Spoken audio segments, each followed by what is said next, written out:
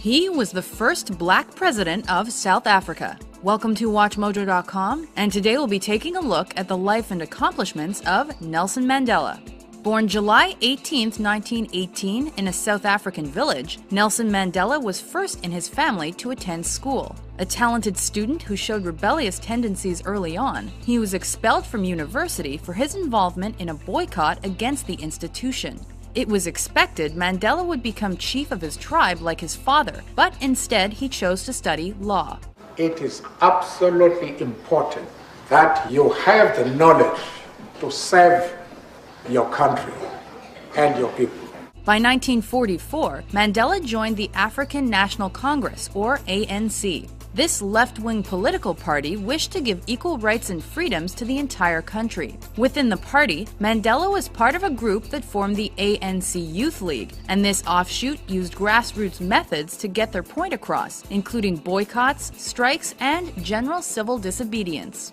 That the task of the ANC was to unite the African people and out of them build a nation.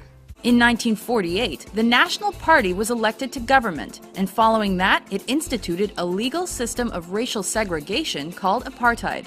Meanwhile, Mandela and the ANCYL continued their non-violent protests against racist policies. For example, Mandela was instrumental in 1952's Defiance Campaign, as well as 1955's Congress of the People. He also served as a lawyer for mistreated black South Africans by opening the country's first black law practice. Mandela was quickly becoming an enemy of the government, and he was targeted whenever possible. At the end of 1956, Mandela and a group of about 150 protesters were arrested on the suspicion of treason because of their advocacy. After a long trial, the group was acquitted. It was around this time that a group of militant Africans began suggesting that the peaceful approach was not working. This group formed the Pan-Africanist Congress in 1959. Soon after, Mandela changed his position and proposed that armed conflict was the only way to end apartheid rule. It is useless and futile for us to continue talking peace and non-violence against a government whose reply is only savage attacks. He helped found a military offshoot of the ANC called Umkhonto we Sizwe, and this group specialized in sabotage and guerrilla warfare. Not long after, on August 5, 1962, Mandela was arrested for a strike he had organized the previous year. He was sentenced to 5 years in prison, however, he ended up spending his next 27 years in jail. While serving his 5-year sentence, Mandela was also charged with sabotage, treason, and violent conspiracy during the infamous Rivonia trial. He was sentenced to life in prison and barely escaped the death penalty.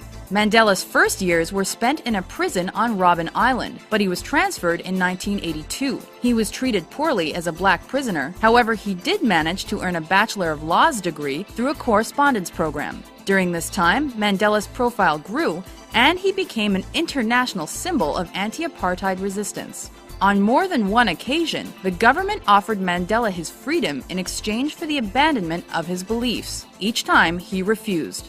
After much negotiation, Mandela was finally released on February 11, 1990, at the age of 72 by the country's new president. I wish to put it plainly that the government has taken a firm decision to release Mr. Mandela unconditionally. Mandela then became president of the African National Congress and helped negotiate the end of apartheid laws. On June 17, 1991, the Population Registration Act was repealed, which meant that racial groups were no longer legally separated. This marked the beginning of the end of apartheid rule in South Africa.